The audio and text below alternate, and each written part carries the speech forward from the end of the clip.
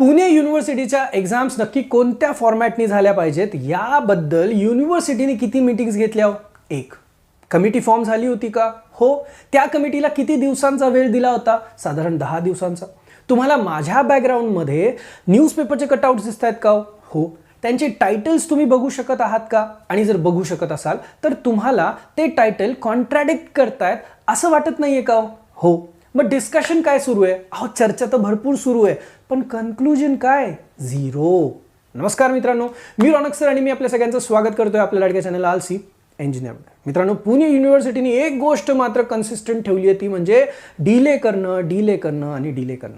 त्यातच जे युनिव्हर्सिटीचे जे मेंबर्स आहेत त्यांच्या बोलण्यातून जे कॉन्ट्रडिक्शन बाहेर येत आहे, हा जो डिले होतोय या सगळ्यांचा आपल्याला नक्की फायदा होणार आहे की नक्कीच नुकसान होणार आहे, याविषयी आपण आज डिस्कशन करणार आहोत. मीनवाईल क्विकली तुम्हाला माझ्यासाठी एक महत्त्वाची गोष्ट आहे ती सांगतोय की आपलं जे आलसी इंजिनियरचं जे ॲप आहे ना मित्रांनो, ते नुकतंच लॉन्च झालं. मी इंजिनिअरिंग मॅथमॅटिक्सचे कोर्सेस M1 असो, M2 असो, M3 असो, जे की पुणे युनिव्हर्सिटी रिलेटेड कोर्सेस आहेत ते तिथे ऑलरेडी अपलोड केलेले आहेत. तुम्ही प्रिव्ह्यू पाहू शकताय आणि जर तुम्हाला ॲप डाउनलोड करायचं असेल तर लिंक मी ऑलरेडी डिस्क्रिप्शनमध्ये आणि कॉमेंट सेक्शनमध्ये दिलेली.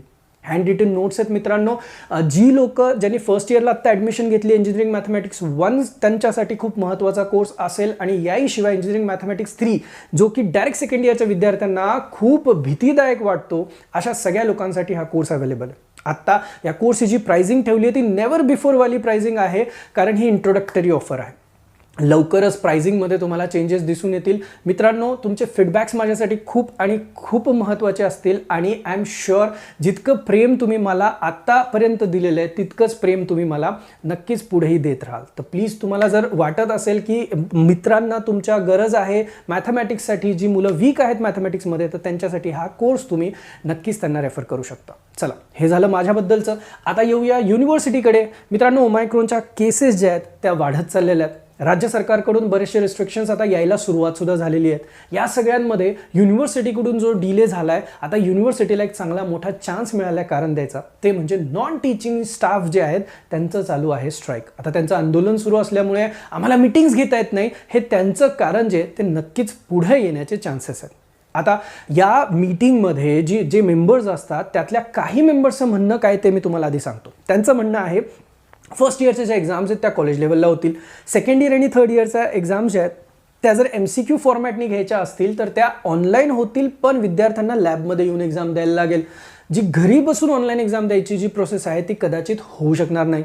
याशिवाय फायनल इयरच्या विद्यार्थ्यांसाठी ऑफलाईन एक्झाम घेण्याचे जे संकेत आहेत हे काही लोकांनी सांगितलं. आता ॲट द सेम टाईम यातली जी दुसरी फळी आहे त्या लोकांचं म्हणणंच वेगळं आहे की ज्या पद्धतीने ओमायक्रॉनचे केसेस वाढत आहेत, रिस्ट्रिक्शन्स येत आहेत त्या पद्धतीने, आणि विद्यार्थी संघटना म्हणा किंवा राज्य सरकार म्हणा यांच्या निर्देशानुसार जर गेलो तर कदाचित मुलांच्या आग्रहाखातर आपल्याला एक्झाम ज्या आहेत त्या ऑनलाईन घ्याव्या लागतील. आता ह्या दोन वेगवेगळ्या गटांचे जे दोन वेगवेगळी म्हणणं, याच्यावर माझं एक कन्क्लुसिव्ह स्टेटमेंट देतोय की जितका डिले होतोय त्या डिलेवरून तर एक्झाम्स ऑनलाईन होण्याच्या चान्सेसकडे जे आहे ते मला असं वाटतं की जास्त पॉसिबिलिटी वाढत चालली आहे. त्याचं कारण आहे की ऑफलाईन एक्झाम झाल्या तर परत आलं पेपर चेकिंग, परत सेटअप लावा, मुलांचं राहणं खाणं पिणं, त्यांना तो तितका वेळ दिला गेला पाहिजे ऑफलाईन एक्झामसाठी. तर या सगळ्या गोष्टींना आत्ता जर डिले होत असेल तर वेळच भेटणार नाही आहे. त्यामुळे कदाचित एक्झाम्स ऑनलाईनकडे झुकतील, फॉर्मॅट ऑनलाईन होईल असं मला सुद्धा आत्ता तरी वाटतं. Meanwhile I am damn sure की तुमचा अभ्यास सुरूच आहे. याशिवाय ॲपवरती नवनवीन कोर्सेस जे आहेत ते हळूहळू लॉन्च होतच राहतील मित्रांनो. मी तसे तुम्हाला अपडेट्स या बाबतीत नक्कीच देत राहीन. आणि फेक न्यूजवर बिलकुल विश्वास ठेवू नका. लेजिट न्यूज जशी जशी येते तशी तुमच्यापर्यंत पोहोचवण्याचं काम जे ते मी नक्कीच करणार आहे. पुणे यूनिवर्सिटी की एग्जाम्स जो है वो किस तरीके से होनी चाहिए, इस पे यूनिवर्सिटी ने कितनी मीटिंग्स ली? एक. क्या कमेटी फॉर्म की गई थी? यस. उस कमेटी को कितने दिन का वक्त दिया गया था? अप्रोक्सीमेटली 10 दिन का वक्त दिया था. अब आपको मेरे बैकग्राउंड में क्या न्यूज़पेपर के कटआउट्स दिखाई दे रहे? यस. अगर आप उन कटआउट्स को ध्यान से देखो तो क्या टाइटल्स जो है उनके वो कॉन्ट्राडिक्ट कर रहे हैं? Absolutely yes. तो अब डिस्कशंस क्या चल रहे हैं? भाई डिस्कशंस तो बहुत चल रहे हैं, लेकिन कंक्लूजन क्या है? Ziro. Hi friends, this is Raunak sir और मैं आप सबका स्वागत करता हूं आपके प्यारे चैनल आलसी इंजीनियर. दोस्तों, पुणे यूनिवर्सिटी ने एक बात पे बहुत कंसिस्टेंसी रखी है, वो है डीले डीले एंड डीले. अब ये डीले हम लोगों के लिए क्या सच में फायदेमंद है? नंबर 1। नंबर 2, जो यूनिवर्सिटी के कमेटी मेंबर्स हैं क्या वो एक दूसरे के साथ खुद ही कॉन्ट्राडिक्ट कर रहे हैं? इन सारी बातों पे हम लोग डिस्कशन करने वाले, और इसी के साथ मेरा एक कंक्लूसिव स्टेटमेंट भी जरूर रहेगा। मीनवाइल क्विकली मैं आपको बता दूं कि जो मेरा ऐप है आलसी इंजीनियर वाला, वो लॉन्च हो चुका है। अभी फिलहाल तो मैंने इंजीनियरिंग मैथमेटिक्स के कोर्सेज जो कि पुणे यूनिवर्सिटी से रिलेटेड है, वो सारे कोर्सेज जो है वो अपलोड किए हुए, आप प्रीव्यू देख सकते हो। और अगर आपको ऐप डाउनलोड करना है तो लिंक मैंने डिस्क्रिप्शन में भी दिया, मैं कमेंट सेक्शन में भी आपको लिंक दे देता हूं।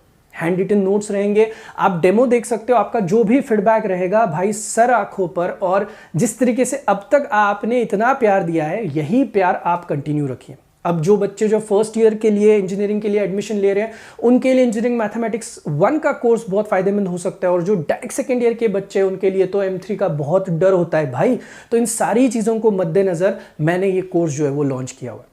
अभी फिलहाल तो प्राइसिंग जो है वो नेवर बिफोर वाली प्राइसिंग है, just because of introductory offer. कुछ ही दिनों में आप प्राइसिंग में चेंजेस जो है वो जरूर देख सकते हो। तो मीनवाइल अगर आपको कोर्स सच में अच्छा लग रहा है तो आप जो भी है फीडबैक आप मुझे जरूर दे सकते हो। चलिए, ये तो हुई मेरी बात। अब इसी के साथ साथ जिस तरीके से ओमाइक्रॉन के केसेस बढ़ रहे हैं और गवर्नमेंट के भी काफी सारे रिस्ट्रिक्शंस बढ़ रहे हैं, यूनिवर्सिटी के लिए एक और रीजन भी और बढ़ गया। वो ये है कि जो नॉन टीचिंग स्टाफ है उनका चल रहा है स्ट्राइक। तो इस वजह से जो कमिटी शायद कुछ अहवाल या फिर रिपोर्ट देना चाहती थी वो भी शायद नहीं दे पा रही है। तो डीले तो भाई बन रहा है। अब मैं बताता हूं कुछ लोगों का क्या कहना है। कुछ लोगों का ये कहना है कि फर्स्ट ईयर की जो एग्जाम है वो कॉलेज लेवल पे होगी, सेकेंड ईयर थर्ड ईयर की एग्जाम जो है वो MCQ फॉर्मेट में होगी, और अगर ऑनलाइन भी हुई तो भी उनको लैब में आके एग्जाम देनी पड़ेगी। घर से एग्जाम ऑनलाइन देने का जो चांस है वो शायद नहीं हो सकता। फाइनल ईयर के जो बच्चे, उनकी एग्जाम ऑफलाइन फॉर्मेट में ही होगी,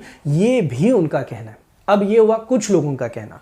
बचे हुए लोगों का ये कहना है जिस तरीके से केसेस बढ़ रहे हैं और गवर्नमेंट की तरफ से रिस्ट्रिक्शंस आ रहे हैं, उस हिसाब से शायद एग्जाम जो है वो ऑनलाइन मोड में रखी जा सकती है। तो अब ये दोनों एक दूसरे के साथ जोरदार कॉन्ट्राडिक्ट तो कर ही रहे। मेरा कहना मैं बताता हूं, जितना डिले होगा उतना ही एग्जाम का मोड ऑनलाइन की तरफ जा सकता है। ये मेरा एनालिसिस है। रीजन बहुत सिंपल है, अगर ऑफलाइन एग्जाम हुई तो पेपर चेकिंग हो या फिर बाकी सारा सेटअप हो, इन सारी चीजों के लिए बहुत समय लग सकता है। अब इतना लेट ऑलरेडी अगर हो चुका है तो मुझे तो ऐसे लगता है कि एग्जाम का मोड जो है वो ऑनलाइन हो सकता है। अब जो भी अपडेट्स आएंगे आपको तो पता ही है, जैसे जैसे आएंगे आप तक पहुंचाने का काम करूंगा। इसी के साथ साथ जो भी फेक न्यूज़ होगी ना भाई, बिल्कुल भरोसा मत रखो। जो भी लेजिट न्यूज़ होगी उसी हिसाब से जाओ। अपनी पढ़ाई तो आप शुरू कर ही चुके हो, जितना मैं देख पा रहा हूं। दोस्तों, आपका प्यार इसी तरीके से बरकरार रखना। मिलते हैं नेक्स्ट वीडियो के लिए, तब तक के लिए थैंक यू सो मच।